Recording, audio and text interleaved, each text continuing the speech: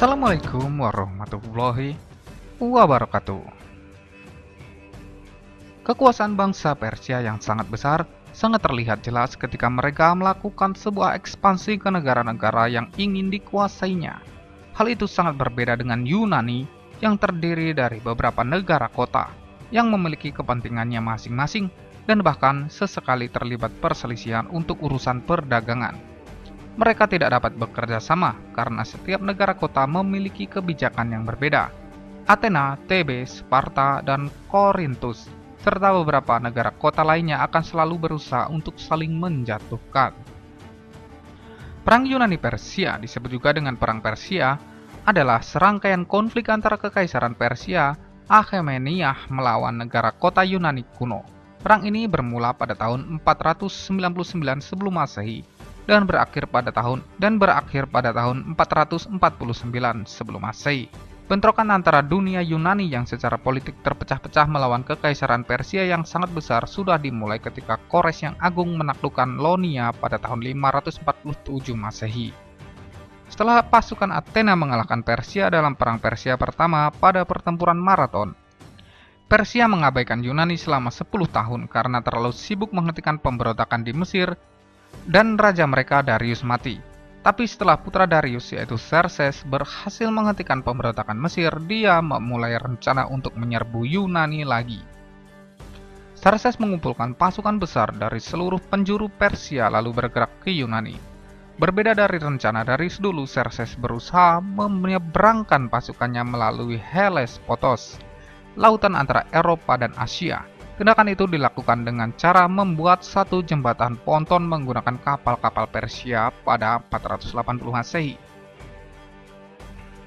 Rakyat Makedonia dan Trakia mengetahui bahwa pasukan Persia telah menyeberangi Hellespontos dan sedang mendekati mereka. Mereka merasa takut dan dengan cepat menyerah atau bersekutu dengan Persia. Jadi Persia pun bisa bergerak dengan cepat ke arah barat melalui Trakia dan Makedonia. Selanjutnya pasukan Persia berbelok ke selatan ke arah Yunani.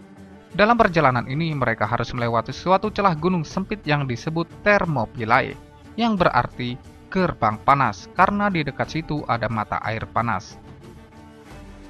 Ketika bangsa Yunani tahu bahwa pasukan Persia sedang mendekat, mereka berdiskusi tentang tindakan apa yang harus dilakukan.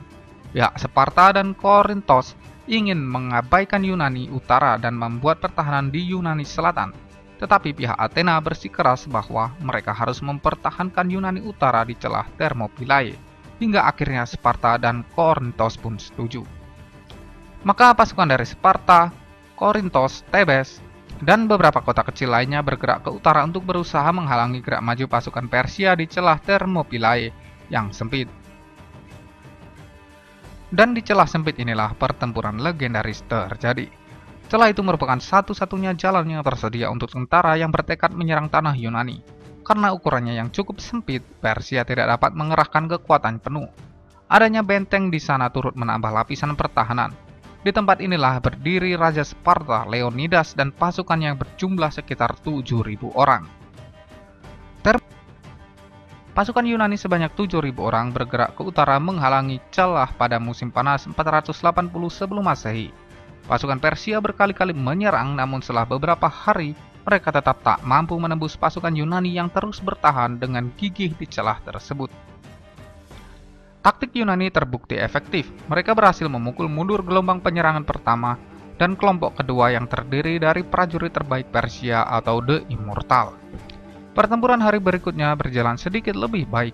Orang-orang Yunani mengalami beberapa kerugian sambil terus menghadapi serangan Persia.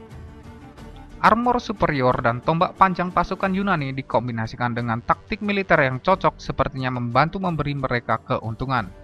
Hanya saja pada malam kedua pertempuran, sebuah pengkhianatan di pihak Yunani terjadi. Seorang gembala lokal berharap mendapat hadiah dari Raja Persia. Dia menawarkan dan menunjukkan kepada Persia jalan pegunungan yang dapat digunakan untuk melewati orang-orang Yunani, sehingga Persia bisa menyerang dari belakang. Lalu Xerxes segera mengirim pasukan di bawah komandan Hydarnes. Ketika Leonidas mengetahui tentang pengepungan pada hari ketiga, dia mengadakan pertemuan. Mereka masih memiliki waktu untuk mundur, tetapi Leonidas dan yang tersisa dari 300 Spartanya bersikeras untuk tetap tinggal, sementara sisa pasukan Yunani lainnya memilih untuk pergi. Leonidas tahu bahwa keputusan tersebut berarti misi bunuh diri untuknya dan untuk pasukannya, yang bertahan sampai akhir dalam pertempuran. Namun memang itu tujuan utamanya. Mereka berperang untuk mati, bukan demi kemenangan. Tujuan Leonidas dan sisa pasukannya adalah harus menahan Persia dan mengulur waktu bagi pasukan Yunani yang mundur agar selamat. Thermopylae adalah kekalahan Yunani. Pada akhirnya Persia mampu melanjutkan misinya untuk menduduki Yunani Tengah. Akan tetapi terlepas dari kekalahan, pertempuran Thermopylae membuktikan bahwa mesin perang Persia bisa dihentikan. Pertempuran ini sukses menguji strategi Yunani dalam menggunakan ruang terbatas untuk menetralkan ketidakseimbangan jumlah pasukan.